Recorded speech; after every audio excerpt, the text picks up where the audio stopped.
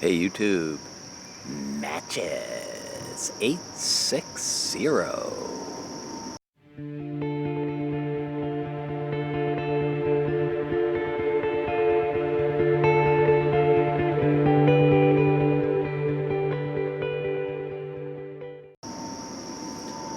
Smoking the Saturday Savinelli with some haunted bookshop.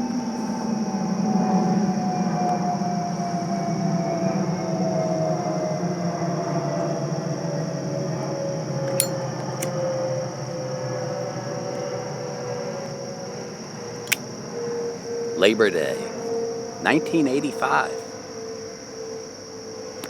Never forget it. Story starts either mid-August or the very last week of August. I think Labor Day might have been a week into September. I don't remember. At any rate,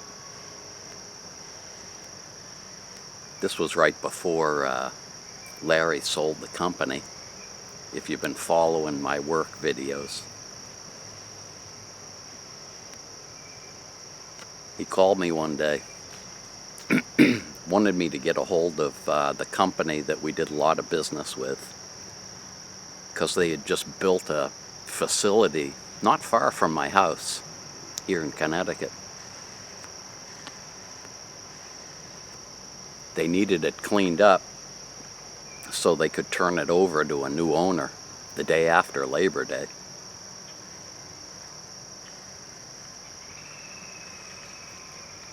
I was busy as heck. Told Larry I really didn't want to do it. And he said, well, call them up and give them an outrageous bid on it, and they'll find somebody else to do it. So I called them up and sort of hinted around that I wasn't interested in it, but they told me to go up and check it out anyway and get back to them with a bid. So I go to the site, and nice building. But while I was there, the construction superintendent told me that he also wanted me to include the kitchen for cleanup, which we had never done before. We always stayed out of kitchens. And I thought, well, there's one more reason I don't want to do this, because that adds at least 8 hours to the job. 8 hours that I don't have. So I came away from it figuring the bottom line was a couple $1,000s over what we normally charged. Decided I'd add $5,000 onto the job, making it totally ridiculous. Called the company up. I said, yeah, I looked at the building, they want the kitchen done. I really don't want to do it. And I think the cost came in around $10,000 or something. The guy goes, okay, get started as soon as you can and make sure it's done by Labor Day. I pretty much had a fit right there on the spot. Called Larry back, told him what the situation was. He goes, well, we'll get the equipment down to you, see if we can give you some help in the meantime. Call an agency, hire some people, whatever you got to do. So when everything was said and done, I had a week. And normally what I would do, go in and you spend a couple of days just getting rid of the bulk of construction crap. Blocks of wood, pieces of drywall, empty paint cans, the whole bit. After that, you put the finishing touches on, the dusting, the floor finishing, wiping everything down. So it gets to be like Thursday, right before Labor Day weekend. Had to go in a couple of nights, 4 hours Thursday night, and I think I did 4 hours Friday night, cleaning the kitchen up. What a pain in the neck that was. Just me, because I couldn't get anybody else. Of course, Labor Day weekend, everybody was going away. So I'm stuck with this place that needs the finishing touches put on it. Go in there Saturday, spend the whole day. Sunday, spend the whole day. Monday comes along. All I got left to do is the corridors, refinishing the corridors, putting floor finish on them, buffing them up, and that's the end of it. Go in the morning of Labor Day, stripped all the factory finish off of the floors, started laying the finish down. I was moving like a madman.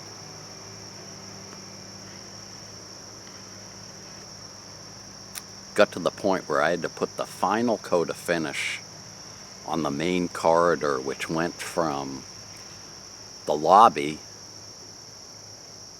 down to the end of the building, and then it split off into two wings.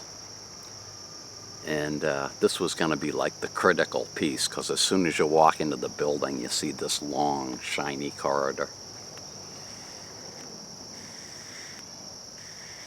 Go and I lay the last coat of finish. It's beautiful. This was going to be awesome. Totally exhausted. I'm leaning against the wall looking at my work. I look down the hallway, and there's this frog jumping up the corridor. Coming up, going over to one side, going over to another side. I was having a fit. Well, the finish started drying. The frog was kind of getting stuck in it, going around in circles and didn't know what he was doing. He finally hopped into a room that was off to the right.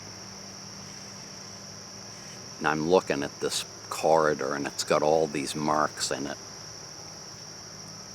It was like 4 o'clock in the afternoon. I said, there's no way I'm restripping this corridor and putting finish on it. Waited for the floor to dry, and I put the floor machine on it, trying to buff out the frog prints. After I buffed it, I looked at it. Totally exhausted. I figured, you know what, it is what it is. I don't really care anymore.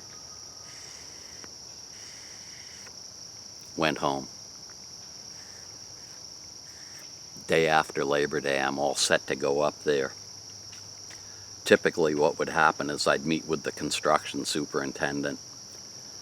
He'd have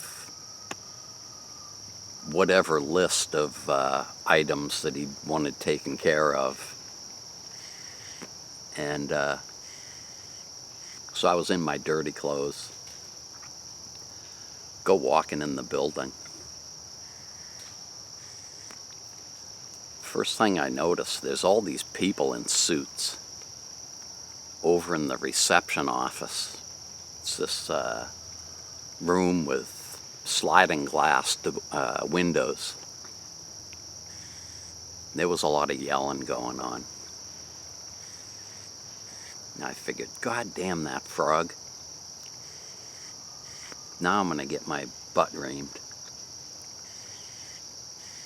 Well, I recognized one of the guys in the suits was the guy that I talked to all the time, that I had given the bid to. He had come down from Massachusetts for some reason. He's waving me over.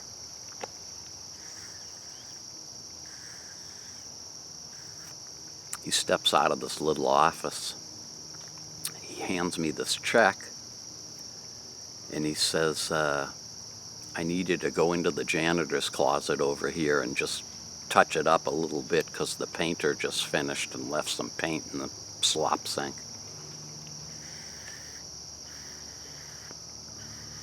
I'm like in total shock, not knowing what's going on here. And there's still yelling going on. So I go into the janitor's closet. It was right around the corner from the lobby. I'm listening in. So it turns out this was a turnkey operation. They were supposed to be handing the keys of the building over to the new owner. Somehow the new owner had gotten through this without paying a cent. I guess there was like a balloon payment at the end of construction or something that he was supposed to pay for. And this construction company was left holding the bag. They were all freaking out. And turns out that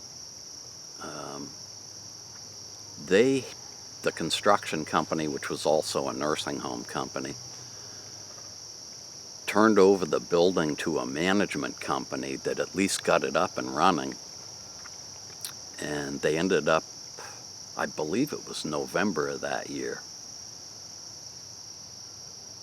or into the next year, it wound up getting sold to that management company, and they still own it to this day. But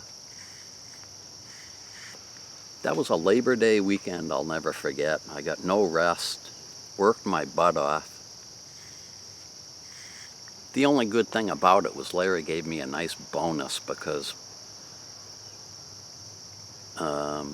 not only was it $5,000 over what we normally charge, but my labor costs were way lower than I had figured because I ended up doing all the work. So financially it worked out pretty well, but I was dead after that.